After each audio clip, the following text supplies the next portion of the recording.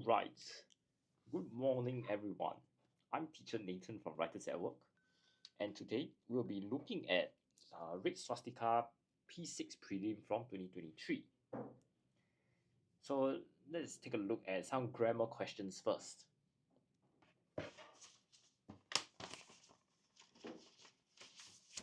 So the first question is, the heavy downpour ruined our plans for a picnic in the park, dash. So over here, we're interested in a question tag question.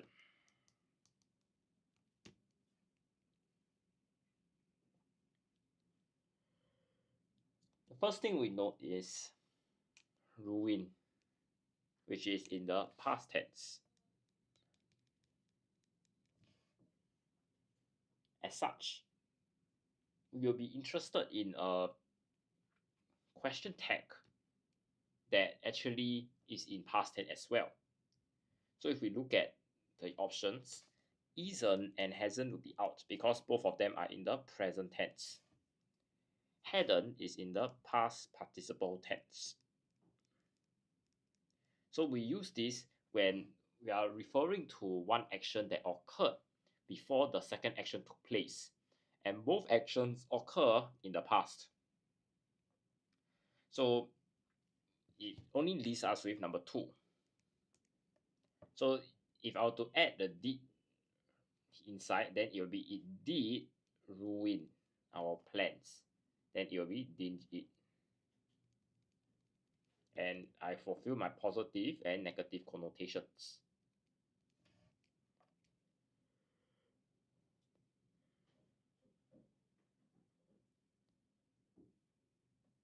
Moving on, let's take a look at question 2.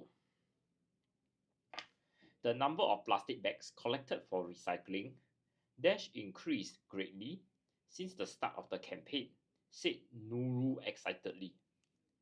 Over here, we are interested in tenses. The first thing we observe is number of plastic bags, which is singular.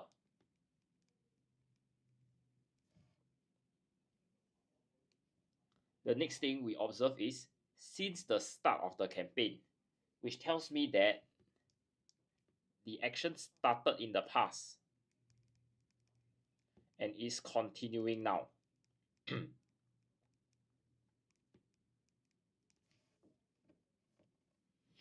As such, I will be interested in the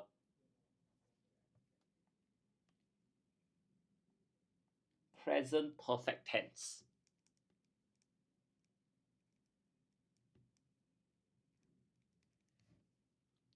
As such, I will zoom in on has and have. But since it's singular, I will not consider have because have is for plural. So my answer will be number 1.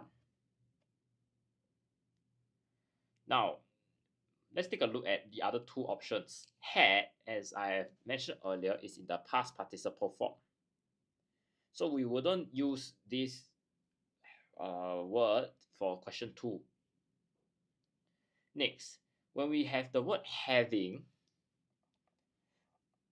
you are actually telling people that the action has been completed when you speak.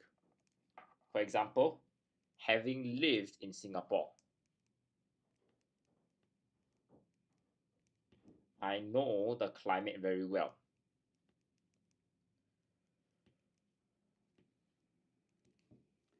So as you can see, these 2 words together implies that you have been staying in Singapore and probably you have the experience. Therefore, you are cognizant of something else. That is how we use having.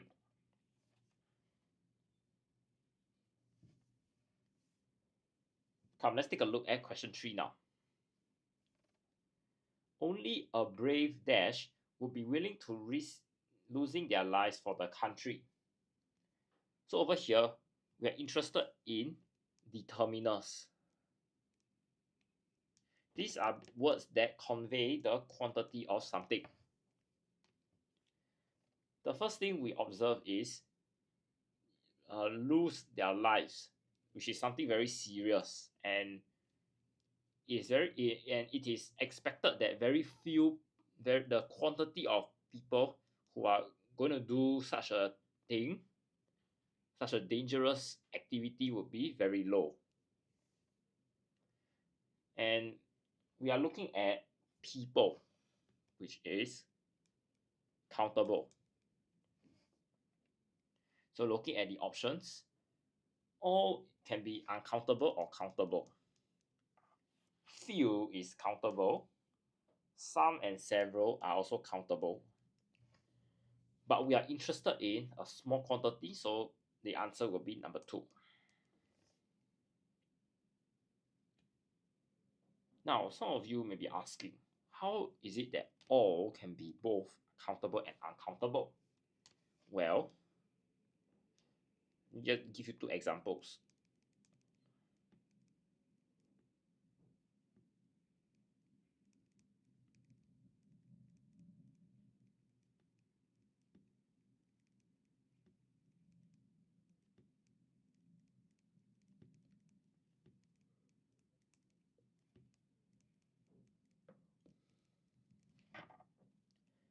All the cars are in the car park. This conveys the meaning that the countable subject cars are somewhere, so it's countable. Next one, he put in all his effort to find the missing cat. So over here, effort is uncountable, and we also can use it to show his thoroughness in finding the missing cat.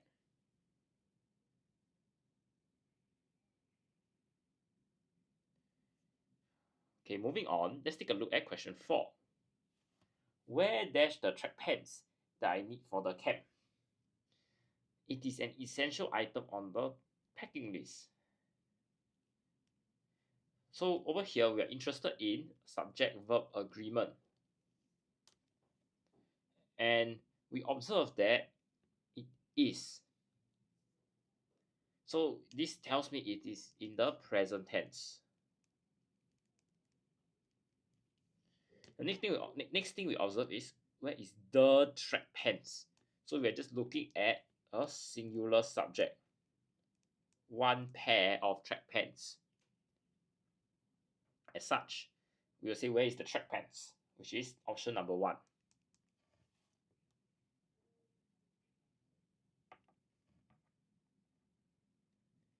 Now moving on, let's take a look at question 5.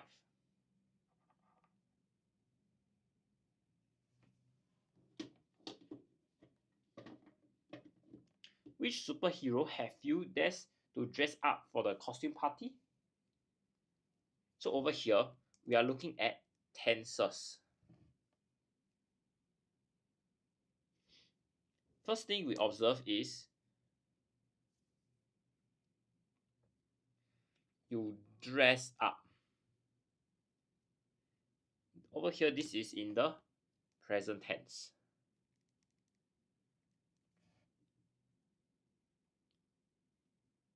Okay, I have me who say is choose. Okay, are there any more answers? Sorry, you say chose. Me chose the answer chose. Okay. Okay, let me go through each of them first. Chose is past tense. Choose present. Chosen past is in the participle. Okay, we have Miao that say chosen. And we have choosing, which is in the continuous.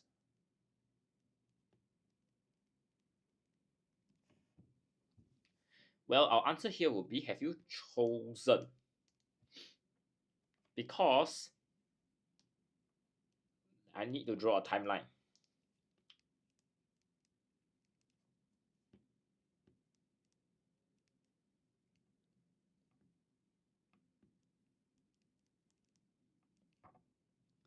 The first thing we observe is this sentence here doesn't really give away when it was asked. Is it in the present? Is it in the past? Or in the participle? But what we know is there are 3 distinct events. The present now, where probably somebody's asking this question. We have the dressing and the choosing. So these two are in the past.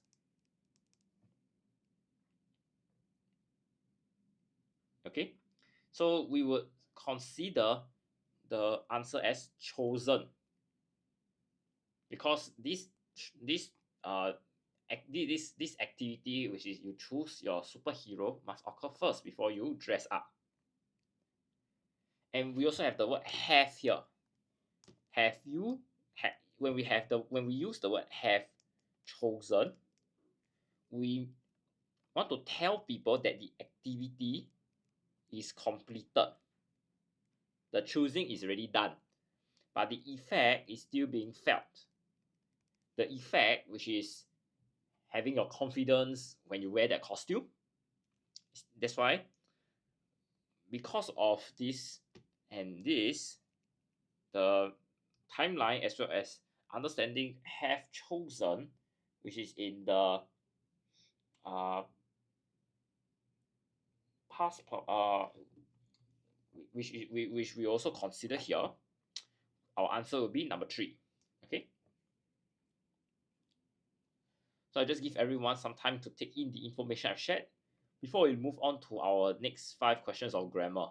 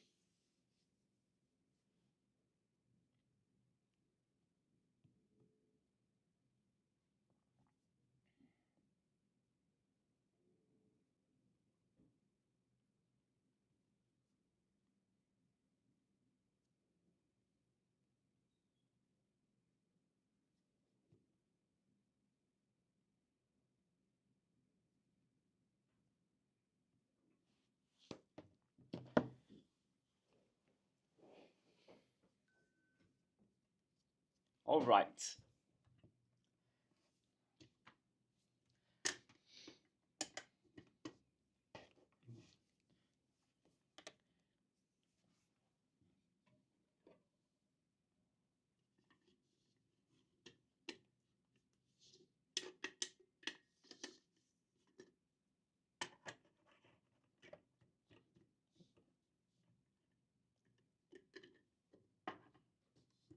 Okay, moving on.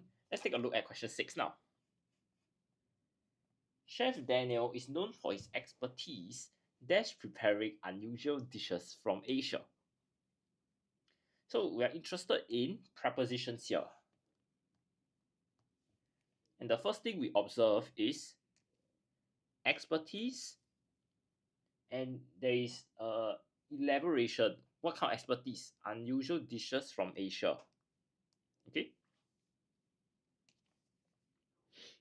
So we are looking at some kind of elaboration here, and the preposition is to bridge my statement, which is Chef Daniel has expertise, with the elaboration. So looking at the options, the first one is at, which tells me location of something. I am at the clinic. In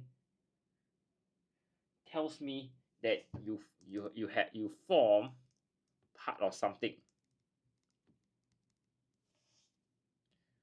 We are basically looking at trying to delve deeper into a particular subject.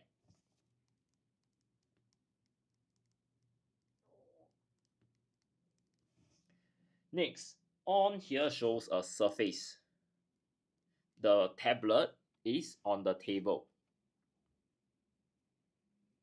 And lastly, we have 4, which tells me you are in support of something or in favor of something. So basically, we are looking at expertise, and expertise is a particular skill, right? It's a particular subject matter. As such, when we elaborate further what the skill is about, we are actually delving deeper. So our answer for question 6 is number 2.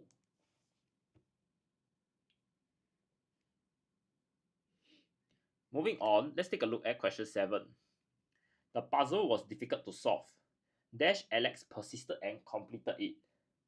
So we're interested in conjunctions here. These are basically your linking words that will join information in a sentence together. So the first thing we have is the puzzle was difficult to solve. So people would give up after some time. But no, Alex persisted, which means that he didn't give up. So there is that contrast between two pieces of information here.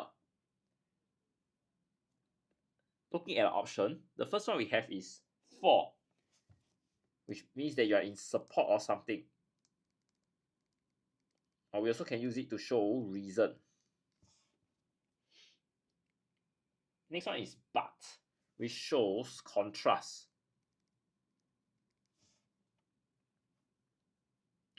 And is used to show similar ideas. And while is used to show concurrent activities.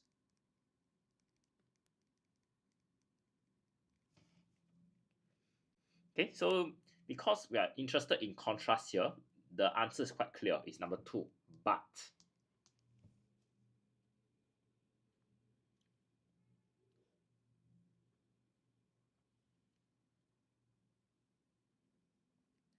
Okay, moving on. Let's take a look at question 8.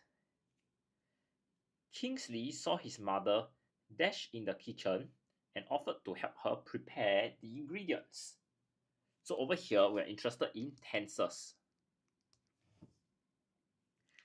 We observe that Kingsley saw, and this is a verb.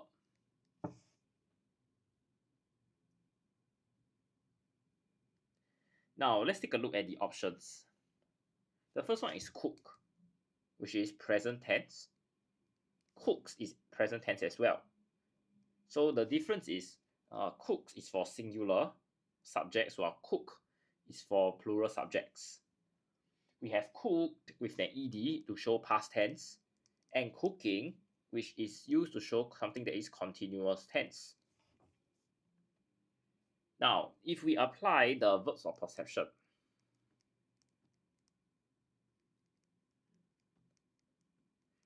the first verb can be any form, but your second verb, which is the blank here, needs to be in the base form or the ing form. As such, I would say that this question is a bit tricky in the sense that it is how you interpret the question, which will lead you to either choosing option 1 or option 4. Okay, so there are 2 answers for this question. And let me explain this reason. Let's say Kingsley is sitting. Kingsley is here. He's sitting down in the living room.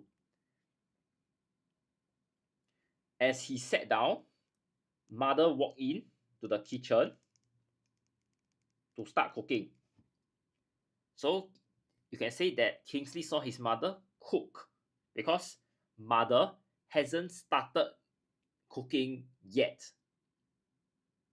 Kingsley sat down and saw mother walk to the kitchen with the intention of cooking.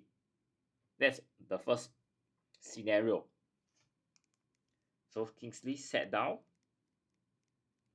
saw mother So we saw mother start the cooking.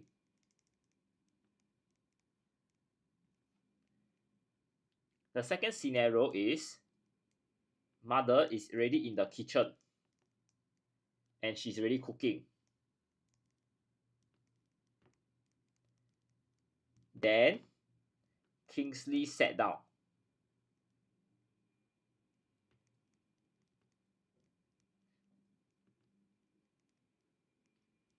And as he sat down, he saw mother cooking the char kway teow. Then he said, "Oh, mother's cooking, so let me help her." So when we differentiate the situation, that is where our answer will also be different. So I'll say that there is a bit of contention here. Okay, so usually most tenses question, when they are testing you for the verbs of perception, they will only have either the base form or the ing form to prevent this ambiguity. But since both forms are present in our question, I just like to raise this point such that you are aware of the different words that can be used and their underlying meaning.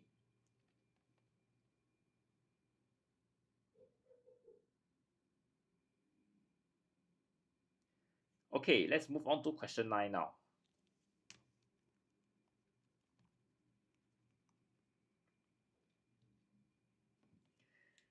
You can easily spot the eatery as it is located. So what's the most accurate answer?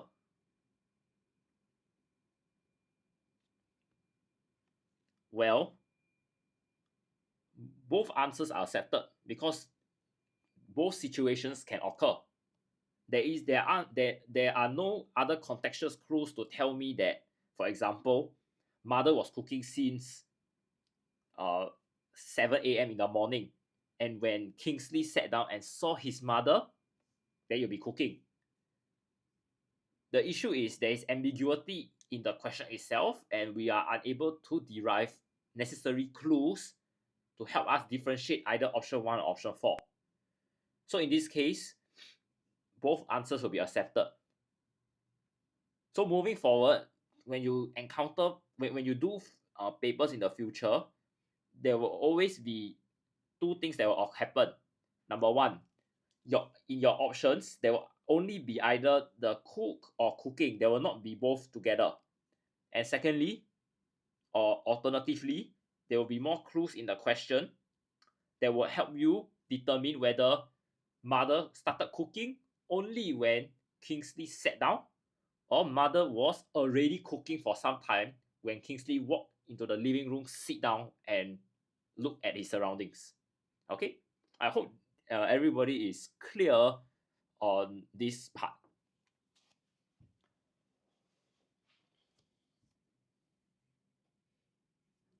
Okay, let's take a look at question 9 now. You can easily spot the eatery as it is located dash the opposite side of the street. So over here, we are interested in prepositions again. And you can see that there is the word opposite side and the word street. The street itself already gives you clue that we are looking at certain location. Now let's take a look at the options. The first one is in, which also tells me about location, but it's very specific. I am in the house. That means there's only one place that I can be found. On tells me that something is being held by or connected to something.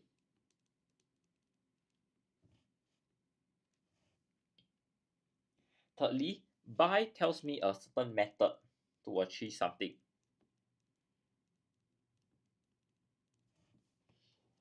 I will go to Botanical Gardens by taking the MRT.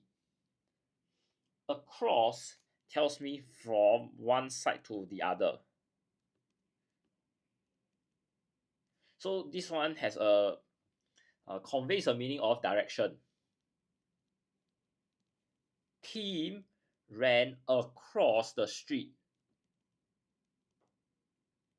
So there is that connotation that he moved from one side of the road to the other side of the road. Now, if you observe, we are looking at the opposite side of the street, and it's we are looking at this eatery, this place that is located somewhere. Okay, so the closest option that we have would be on the opposite side of the street, because the building is connected to the street. Okay, yeah, very good. Who's this? Chi Ko Ni N Niao. Okay, yeah, that's the answer, number 2. Now, the problem for this question, or rather the keyword that actually gives the answer away, is opposite side. If there isn't the word opposite side, we don't have these few words here, we actually can use the word across. It's located across the street. It makes sense. So we are looking at this this particular direction, or the way of movement to the eatery. Okay.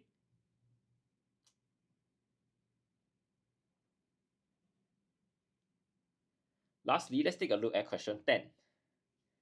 Dash, you have any questions about the text we are reading? I will be glad to explain. Mr. Raj reassured his students. So over here, we are interested in modal auxiliary verbs.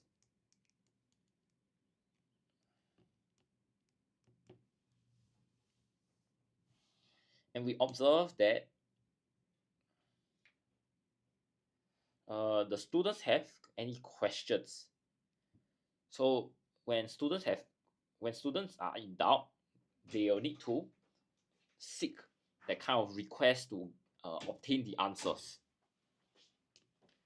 So looking at our options, the first one we have is should here, which is used when you want to make requests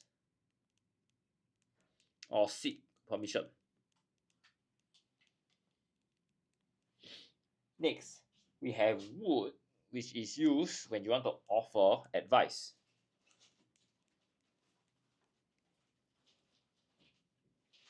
Shall tells me an intention to do something, while will highlights a habit that you do. I will visit grandma every Sunday. Habit. I shall go and eat chicken rice for lunch. Intent. Okay. Very good. Our friend Chi Ko Niao is ready. Okay. The person, but he suggests is to be should. Well, the answer is should. Okay, because when you want to ask questions, you're trying to make a request to understand or gain more information. Okay.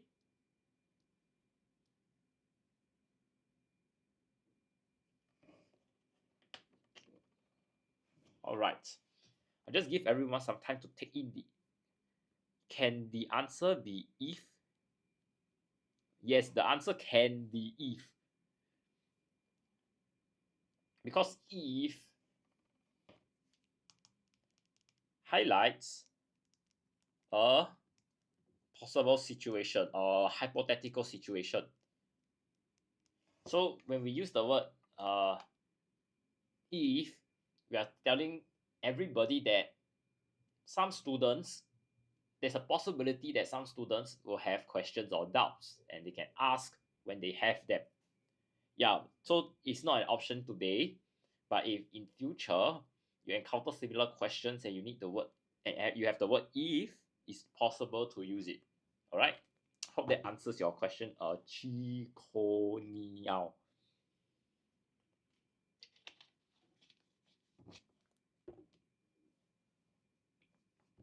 Okay, I'll just give everyone some time to take in the information I've shared before we move on to our next question.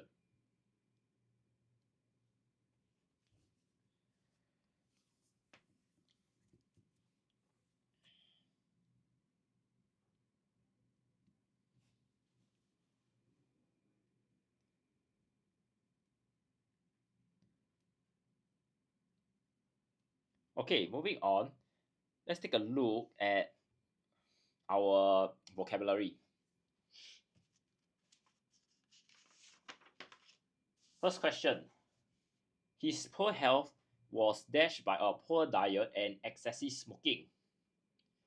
So over here, we are looking at how this poor health was like aggravated or made worse by poor habits or bad habits that are detrimental or harmful to one's health. So looking at our options, first one is brought in or bring in. When you bring in something, you are introducing something new as a product, as a law. Okay. For example, the nearby tech store brought in the new iPhone. Okay. Brought on means something appear or occur.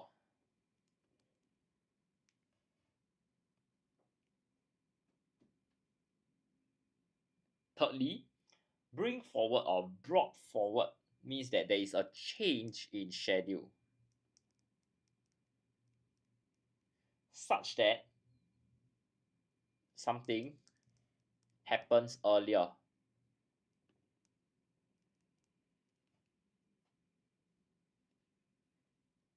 Lastly, brought together means that you cause people to join or come together.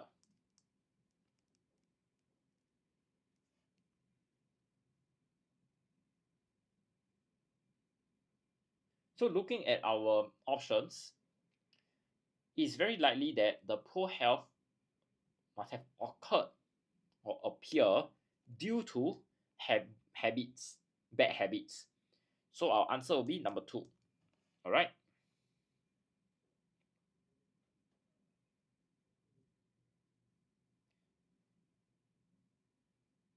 Moving on, let's take a look at question 12. After the disaster, the streets were dashed and not a soul could be seen in the shopping mall. So we need to look at these keywords. Not a soul could be seen, which tells me that there was literally nobody, no humans. Now, the first word we have is isolated, which means that you are not near to people or things.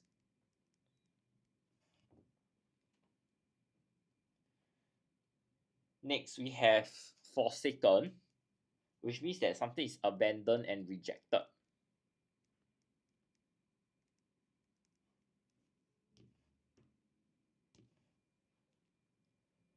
Thirdly, deserted means a place empty of people. While neglected means that you suffer from the lack of care.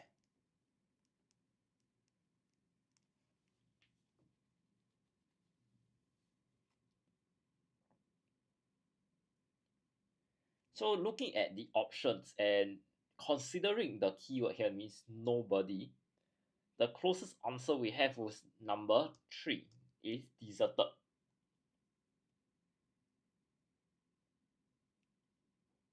Hello, is this not Sherlyn again? Now let's move on to question 13. Unable to curb his dash, he bought the expensive video game without a thought. So the idea is without a thought. That means he did not think of the consequences before doing an action. Now, the first option we have is willfulness or willful, which tells me that someone is prone to disobedience and also lack discipline. Next, enthusiasm tells me someone is eager or is very interested in something.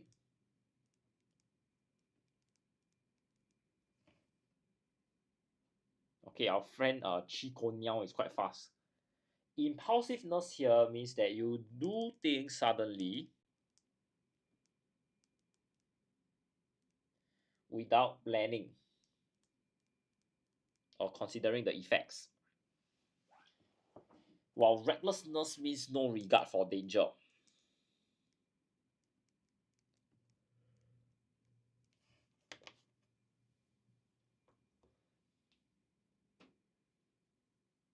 And yes, our friend Chi Ko Niao and not Sherlyn, both are correct. The answer is number 4. Because of the keyword without a thought. Now, some of you may be confused with number 1 and number 4. Because number 1 also has a certain slant towards being naughty, towards doing things at the spur of the moment. But the thing about willful is that there is some intent behind it. That means you know what is right and wrong, and you purposely choose something that is not correct and you do it. That's where the intent is present. Whereas when you are impulsive, you may not have the knowledge, or you haven't gone through that thought process of what is right, what is wrong.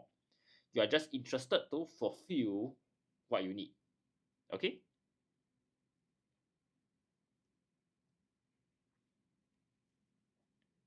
Okay, that's very good. Faisal Hussein. Now, let's look at question 14 now.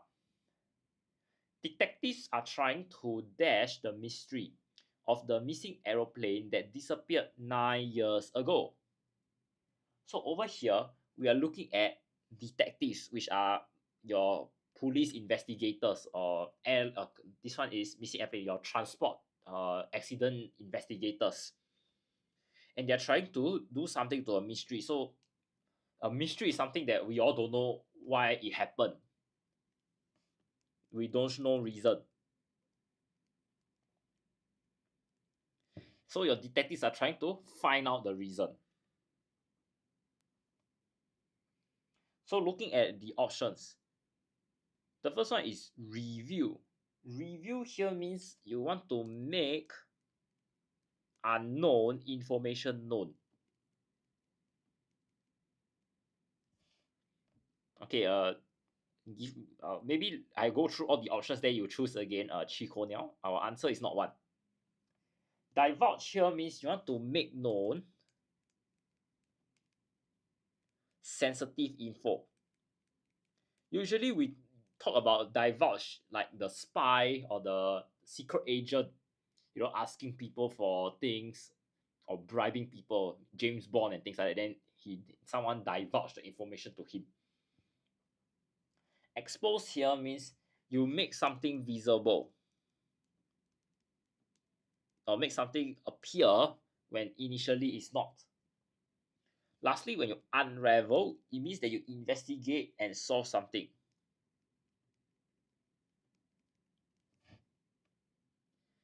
So I'll say that option 1 and option 4, they are very close. We are trying to find out and inform people of information that previously wasn't known. But the more accurate answer will be number 4, when you unravel, because there's this idea that you investigate. So it's not so much about someone tell you the information and you just reveal to everybody, but rather you are doing that research. You are trying to find it out yourself. All right. Yes, very good, Sherlyn. The answer is 4.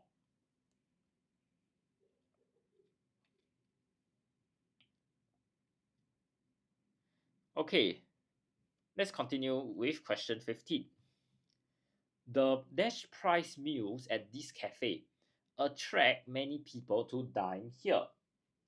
So we are looking at price and how maybe the price is high or low. Next thing is you attract many people. So we all know when the price is low, people want to come and eat because we want to make our money worth, correct?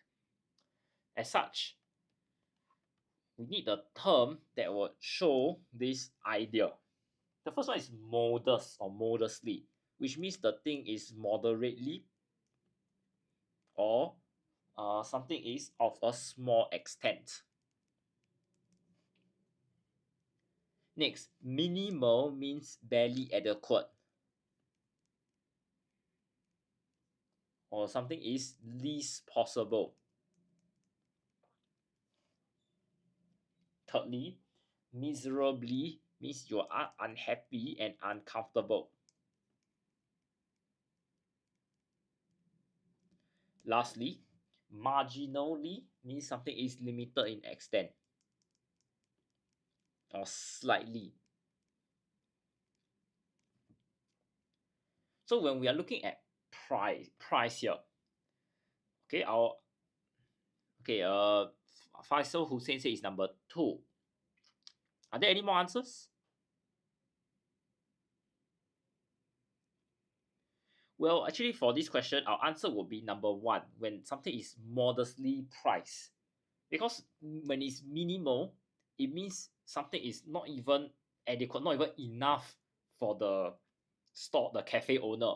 So the idea that is being brought forth to the audience is the cafe owner is struggling to make ends meet, make the business survive.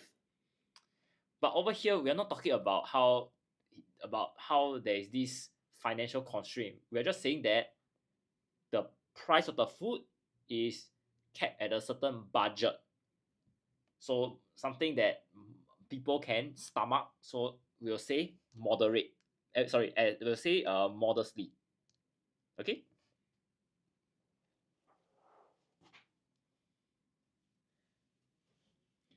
Uh, the next thing I want to talk about is marginally.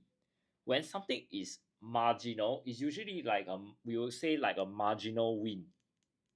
That means the winner just beat the second place, the runner up by a very very small amount, maybe like 1 or 2 points in a game. That's when we use the word marginal. Okay. I'll just give everybody some time to take in the information for our vocabulary section before we move on to our vocabulary close passage.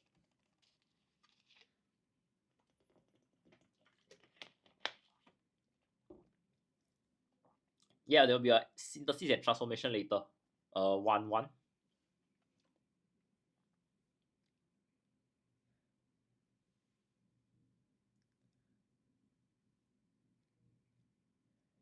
Okay, let's take a look at vocab close.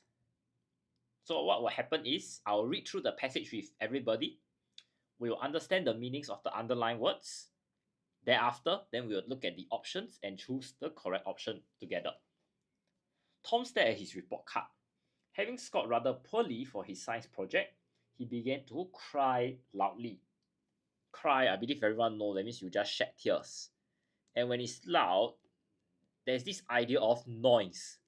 You can hear something very clearly and probably you are annoyed by it. As his best friend Jack had accurately predicted, when you are accurate, it means that you are correct in the details. Or you could also say that somebody is very exact. Tom did not take the news of his difficult and unpleasant situation well. Difficult means there is a lot of, you need to spend much effort in doing something to achieve something.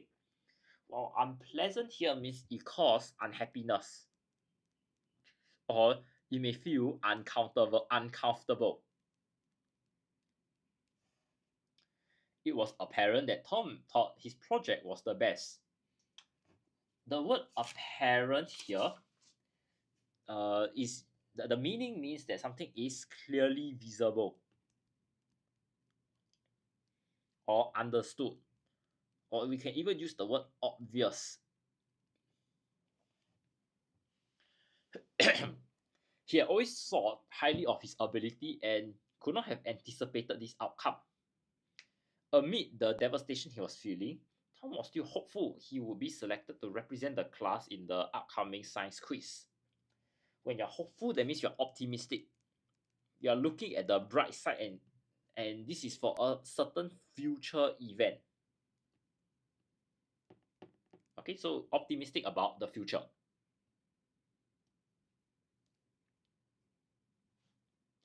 Okay, looking at question 16 now.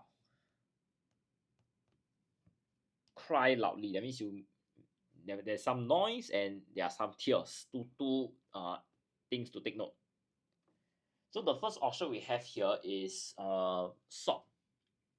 Sob highlights that when you use the word sob, you're trying to highlight that someone is crying and taking deep breaths. So the emphasis is on the deep breaths. So the breathing. Ball is also crying, but it's focused on the voice. It cries loudly. Weep just tells people that you shed tears. And a whimper means that there are small weak sounds to express pain. Yeah, very good, Shirley. Our answer here will be number 2, because the 2 criteria, crying with tears and the noise, is fulfilled. Now let's take a look at question 17. When you accurately predict something, it means that you are correct in the details. Something is very exact about it. The first option we have is exactly. So when you use this word, you are trying to emphasize something is accurate. Correctly means something is in agreement with the details.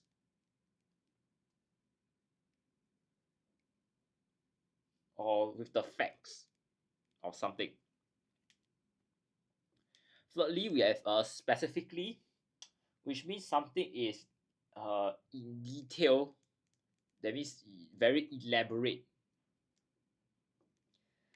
While appropriately means something is suitable for the situation.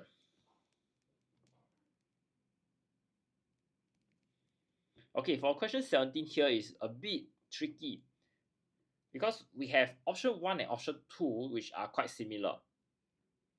I believe all of us, when understanding and reading the text, would agree that appropriate and specific are not really relevant for our question here,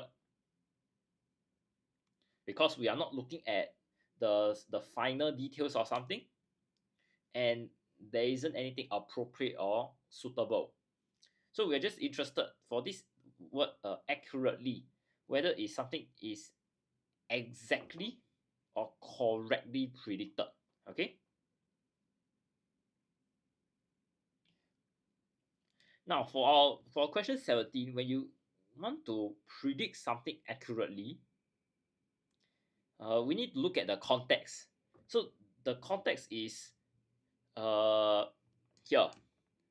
The person predicted that they will not do well in the science project. Okay.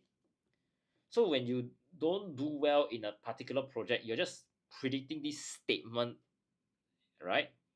Then we are looking more at the certain fact and not so much about the accuracy. Okay, therefore our answer here will be number 2, even though I did mention about the word exact. Okay, so my key learning point to you is you need to look at the context. The context is the person is predicting that they will not do well. It's just one fact. That's all. That's why we will just say he's correct or he's not correct. But let's say the person Jack predicted the particular score they're gonna get. He's gonna get 30 upon 100 for this science project. Then that's different, because 30 upon 100 is this very accurate number that was given. It's a specific number, so we in that case then we can use exact. Okay.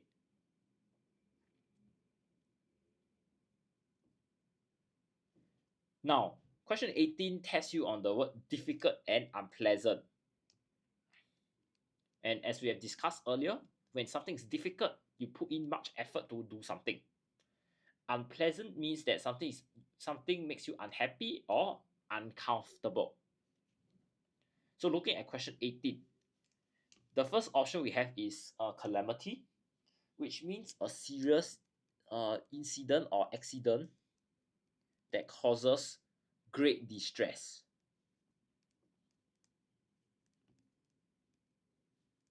Distress means you may feel stressed, anxious, sad, angry, all these feelings of unhappiness.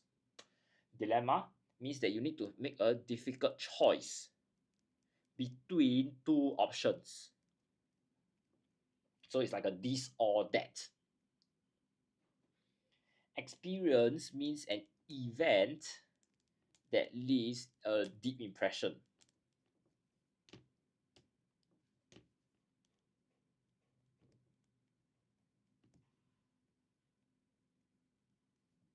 While predicament means a difficult or unpleasant situation.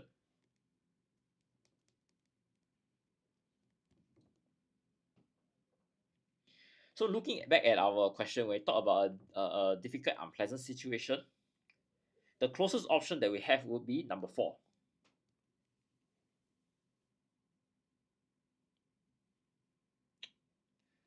Okay. Some people may be wondering why we don't consider number 2 dilemma when we're also talking about something difficult. But the problem is, for a dilemma, there needs to be that contextual clue that tells you what the two options are. And therefore, Tom will be at a dilemma should such a situation occur when you are presented with your two choices. Okay, let's take a look at question 19 now. Apparent. Apparent means something is very clear, something is visible, something that you can see.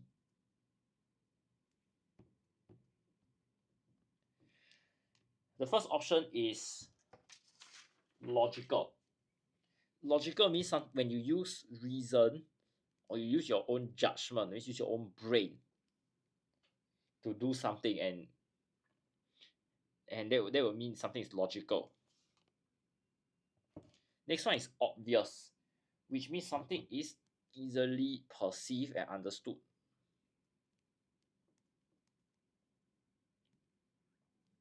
Which means something that you can really see, and once you see, you know what's happening. Plausible means something seems to be true, or being something that you can believe.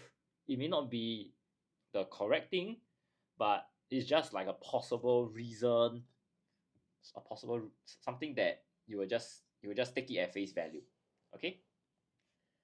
Lastly, we have reasonable. Reasonable means that you make sound judgment.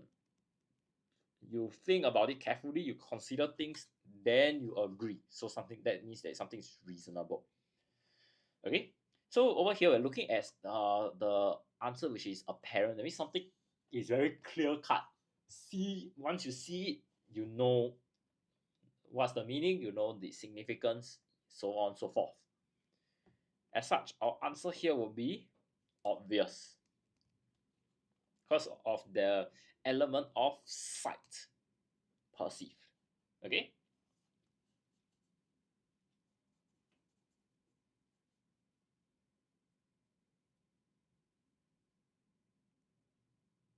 Lastly, we have question 20.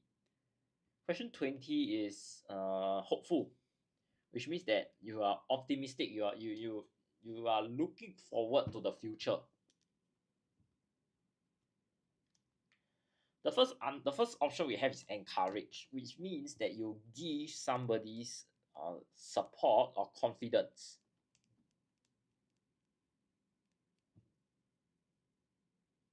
Next, we have reassured, which means that you are trying to remove someone's doubts or fears to do something.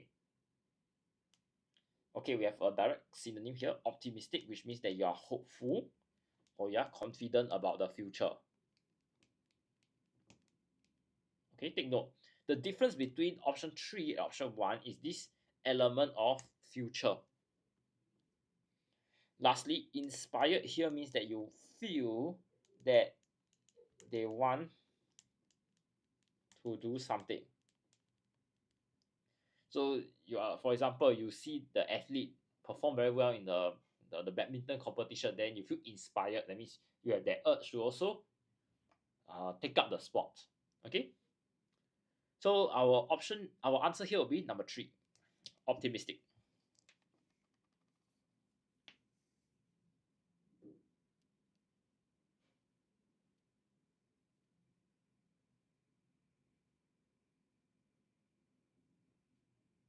I'll just give everyone some time to take in the information I just shared before we move on to our grammar section.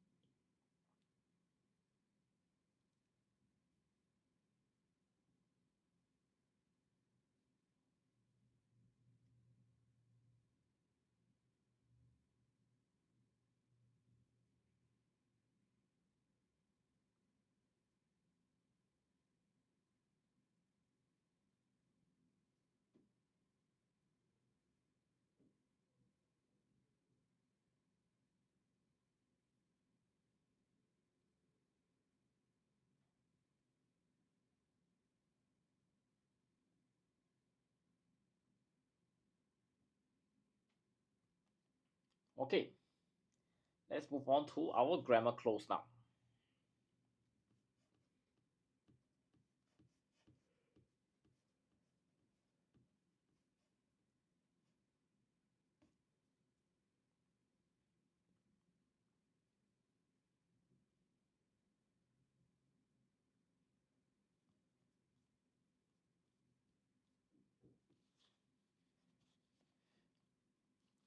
Okay, looking at the question 29, have you ever wondered why we blink?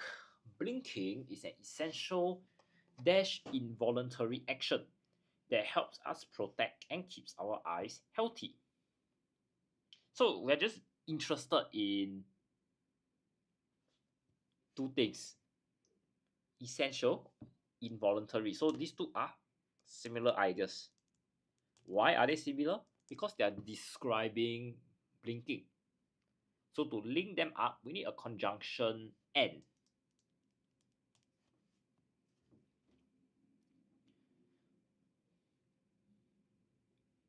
Blinking acts dash a natural shield for our eye. So you can see that the natural shield here, this role is being played by the act of blinking. So we want to show this relationship. Blinking does something. So you'll say blinking acts as a shield for our eyes. It helps to keep foreign objects like dust, dirt, and even insects from entering our eyes. When we blink, our eyelids close quickly, acting like dash protective barrier. So you can see there's only one protective barrier. So this is singular. So you'll say acting like a protective barrier, preventing anything harmful dash reaching our sensitive eye tissues. So you can see there when the eye tissue is sensitive, which means that it reacts to change very quickly. And where is this trigger for the change? Anything harmful in the atmosphere and in our surroundings. So we want to show that this is the cause of sensitivity in our tissue, and this is like our source of something. So we'll say prevent this from reaching our eyes. Okay.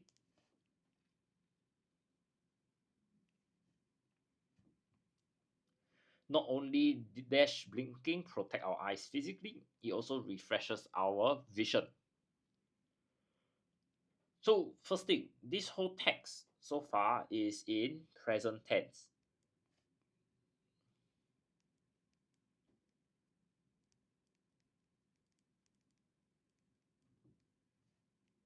And we're just looking at one activity, blinking, which is singular. As such, we will use the word not only does blinking protect our eyes, it also refreshes our vision. Dash we stare at something for a long time, our eyes can become tired and strained. So we are looking at a particular situation, staring at something for too long. So it's a particular event here. And you want to highlight this event, we will use the word when. Blinking provides a brief moment of rest, dash our eyes. So we are looking at this rest, and who is resting? What is resting? Our eyes. So the eyes here serve as an elaboration of the subject that is resting. So in order to link them together, we'll use a preposition for to show this thing, to show this linkage of information.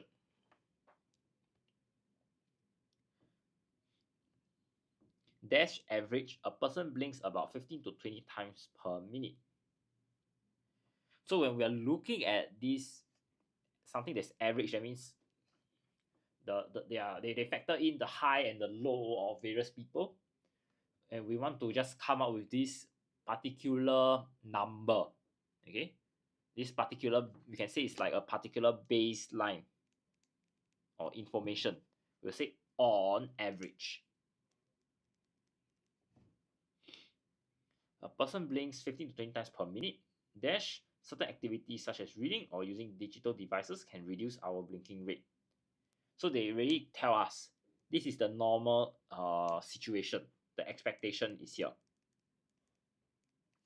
But there's a contrast. The blinking rate can be reduced by doing something else. So in order to show this contrast and to link it to the previous sentence, we will need a conjunction, a linking word to show this contrast. So the word is H, however.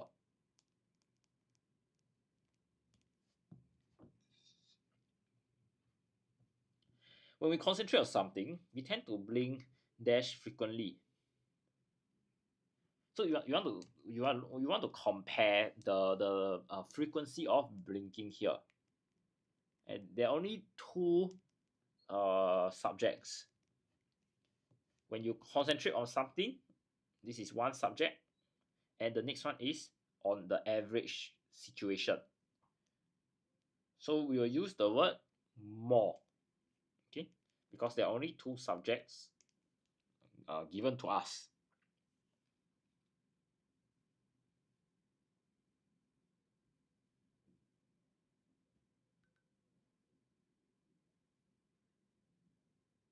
I'll just give everyone some time to take in the information here before we move on to our next section. Okay.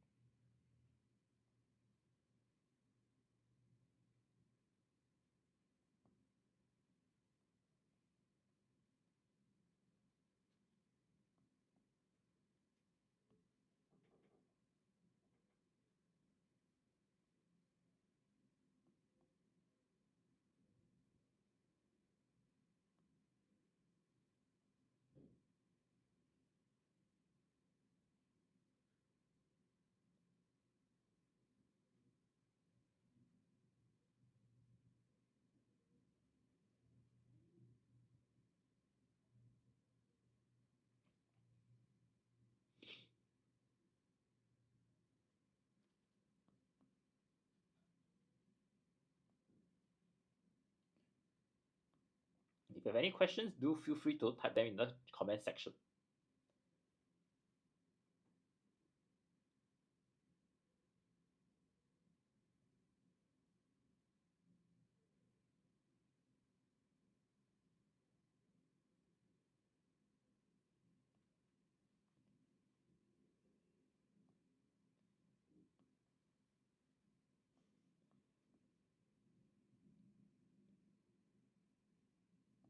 If not, let's take a look at our editing section now.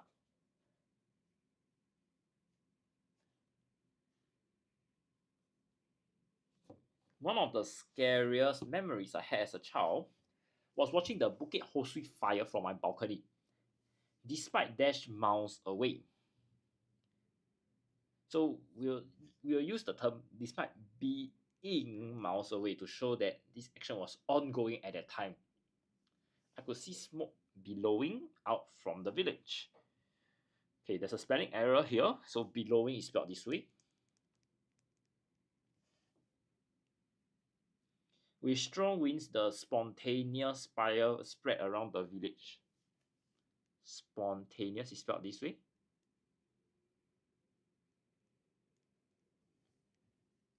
Devouring everything in its path.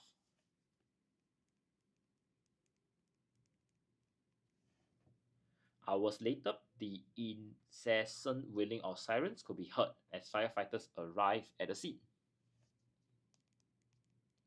Okay, there are quite a few spelling errors here, and the words I would say aren't really easy. So I hope that our friends here can take the opportunity to learn the spelling word of these words. Okay. The tragedy left about 16,000 people homeless with 4 fatalities. So tragedy is spelled this way. Tragedy. And then the property damage estimated dash 2 million. So you can see this is a fixed or exact amount. So instead of saying in, we'll say at because it's very specific.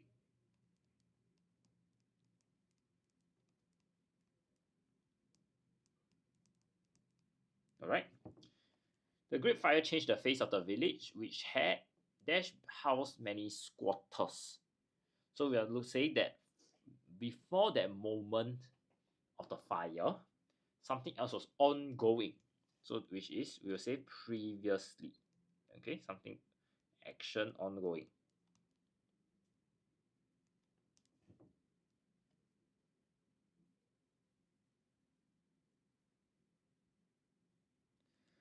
The fire resulted in an accelerated of the public housing program. So we are looking not at the verb here, which is accelerate.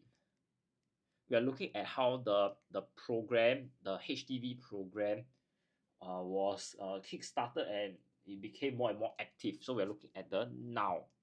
We're just looking at this whole process. So you'll be called, we will change it to the acceleration of the whole housing program. Dash if not all of the homeless individuals were moved to flats. So when you have this phrase, we want to tell people that nearly 100% of the homeless individuals move to flats. So we'll say most, if not all, not some. Okay.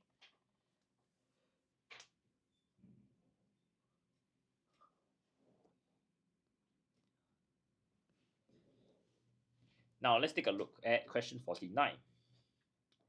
They moved to the flats constructed around the vicinity. So this word is also spelled wrongly. This is how we spell it. The government responded very swiftly, their shelter and support to those affected.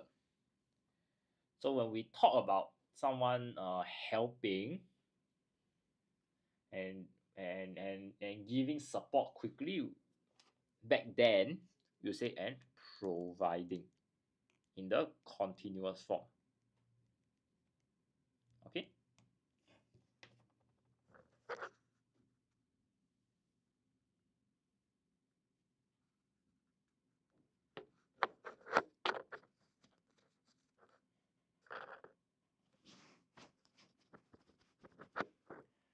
Okay, if there are no further questions, let's move on to our comprehension close. Or before we go on, I'll just give everyone some time to take in the information first. So if you have any questions, do feel free to type them in the comment section.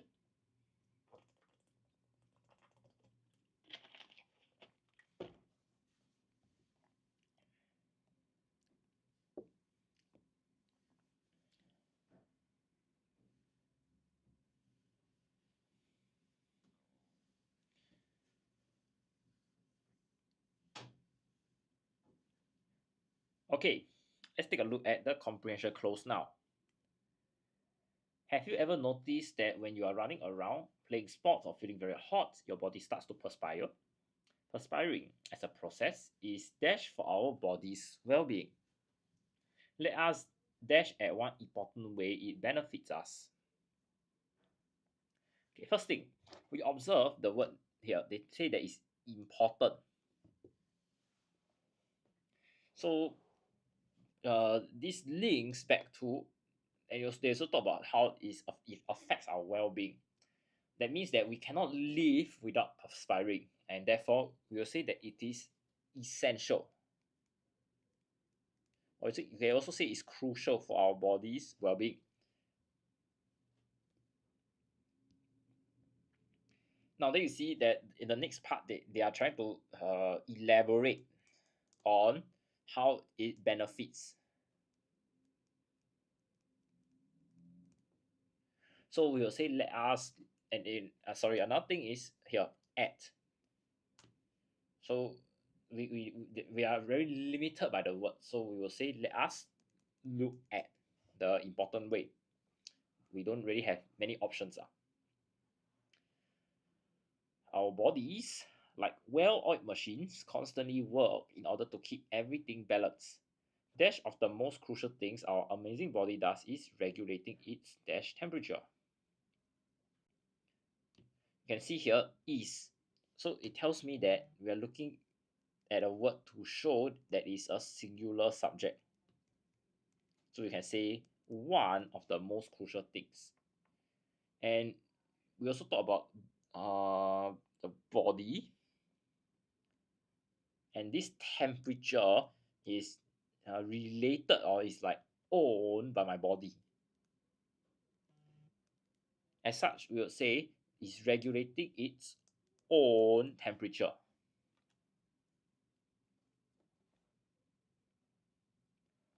When we exercise, the muscles generate dash, and on hot days, the sun adds to that too. So we can see sun adds. So, and we also talk about hot days. So all these clues point to what my blank is. My blank here is a noun because generate is my verb. So when you're in a hot day, what will we have? Heat. So that will be our answer. Okay. If our body does not dash down, it will overheat. So this over here is a contrast to your blank. So the body needs to cool down. And when the body overheats like a computer, it can result in health dash. So you can see that this is something that is bad. So we could say health problems or health issues. All right.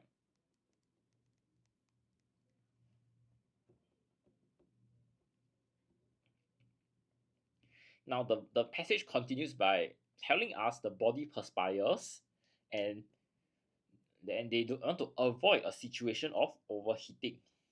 So we could use the overheat here is the avoid this situation. As such, we will say that the body does this to prevent us from getting overheated.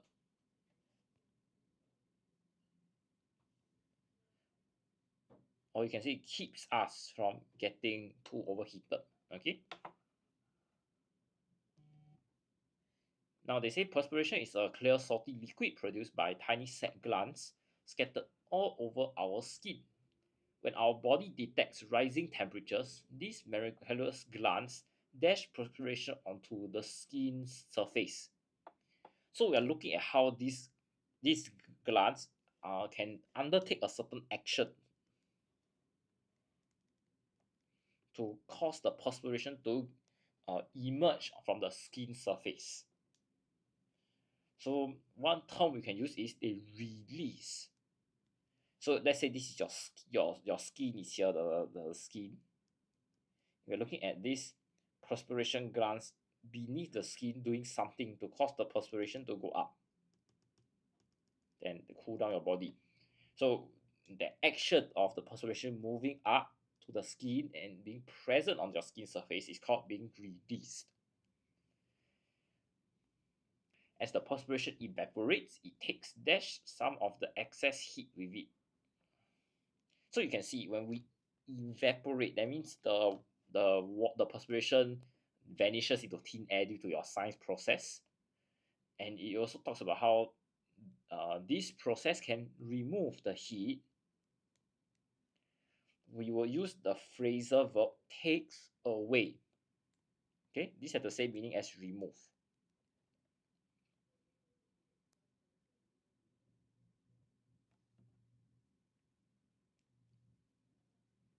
Now it goes on further by saying, remember, perspiring is your body's awesome way of maintaining the dash temperature. So you can see the temperature here is not talking about your body temperature, but this temperature that is suitable for the body to function. So we can say for the right temperature or the optimal temperature.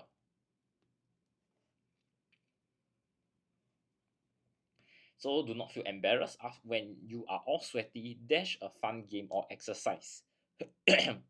So this situation of being sweaty is number 2. The first activity that occur is your game or exercise. So in order to show the sequence of events, we'll say after. Okay? It means your body is dash perfectly. So when your body can produce sweat, it means that it is, you could say, is functioning, or it is operating perfectly or working perfectly. Just make sure to stay dash by drinking lots of water. So you can see this term here already tells you that the text wants a word that is related to being feeling well because of a lot of water. So such a word is being hydrated. All right. The next time you see those tiny droplets dash on your forehead or running down your back, appreciate the incredible mechanism of your body. So when you talk about all these droplets, and these droplets are released by the glands, we'll say they form. Okay, after they are released and they come to the surface, they will become your sweat. So you say when the tiny droplets forming. Okay.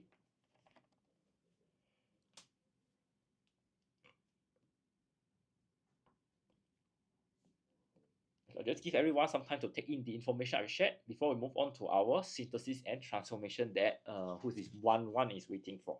All right.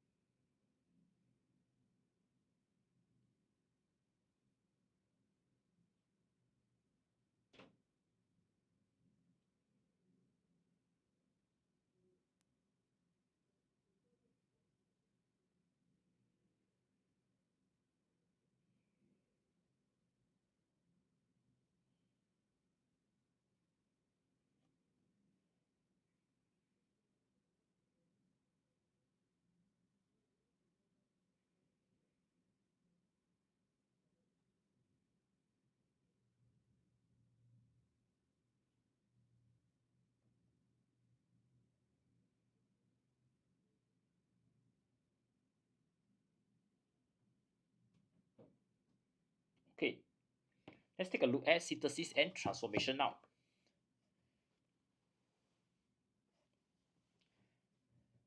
Only Joanna and Jason have not submitted their homework. And the starting word they give is everybody. So when you have these words that starts with E, remember as what I shared yesterday, remember that this is singular. So instead of have, it will become has. And we are looking at how only these two outliers have not submitted their homework, which suggests that everybody else has submitted their homework.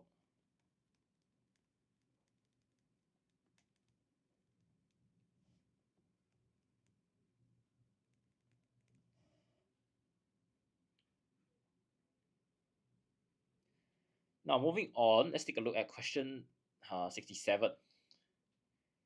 Jane stared at the decorated room and she found it awesome. So awesome here is an adjective to describe the room. And now when Jane found it awesome, we are looking at a particular verb to highlight her emotions. So if we convert this adjective to a verb, it will be in awe.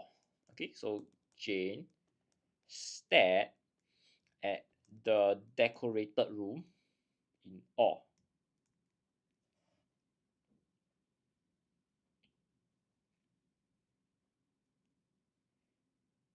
Now, let's take a look at question 68 now. This is a reporter speech question. Who fell during the game this morning? The teacher asked the class. So let's highlight the words that we need to change. For who fell that morning. Now, if you take note, ask here is in past tense. So we need to change fell to one time period before. So it will be who had fallen. And this morning will be that morning. So the teacher asked the class who had fallen during the game that morning. Okay, so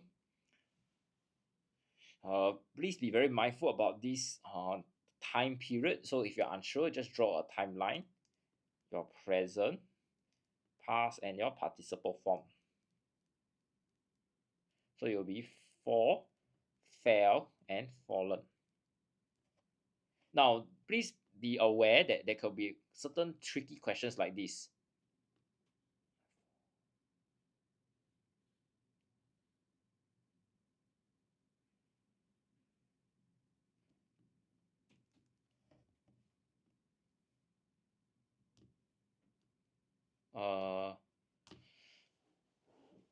For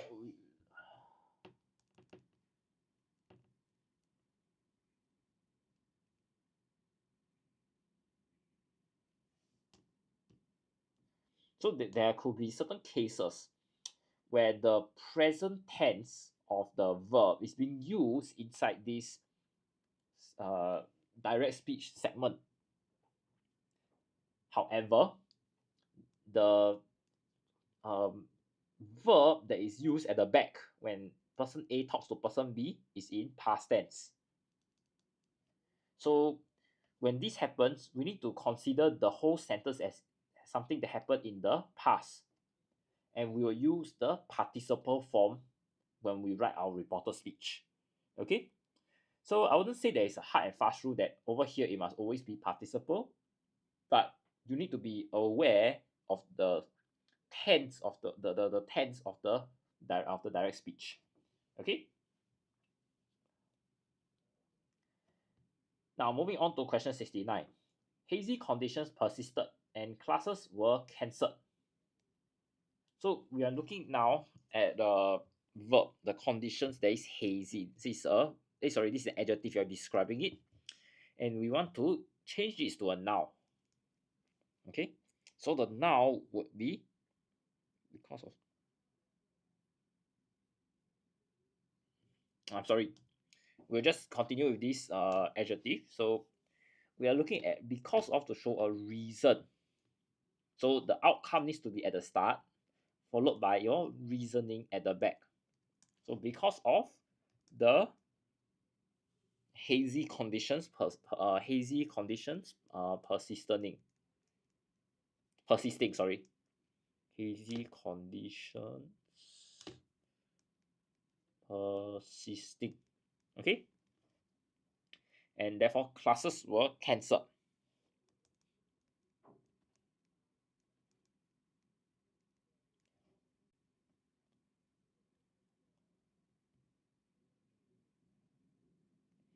Lastly, let's take a look at question 70.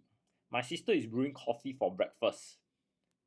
So this is a active voice and we need to change it to a passive voice. So when we encounter such questions, we need to take a look at the subject and the object of the sentence. So how do we do this? We first look at the verb, brewing, or this is your action. So who is doing your action? Sister. So sister is the subject. And who is the recipient of the action? The coffee. Because your sister is trying to stir the coffee. So now what is happening is my coffee will be my subject. Sorry, my coffee, which is previously the object, will be at the start of the sentence. And my subject, which is sister, will be at the back. And to link them up together, we need to use the preposition by. So by my sister. Okay, so coffee for breakfast is being brewed by my sister. All right. Okay, 1-1. Can it be because of the persistence of hazy conditions? Yeah, can. So if you don't want to use persisting as a verb, you can use the noun persistence. Very good. Thank you for bringing that up. Okay, I'll just give everyone some time to take in the information I've shared here.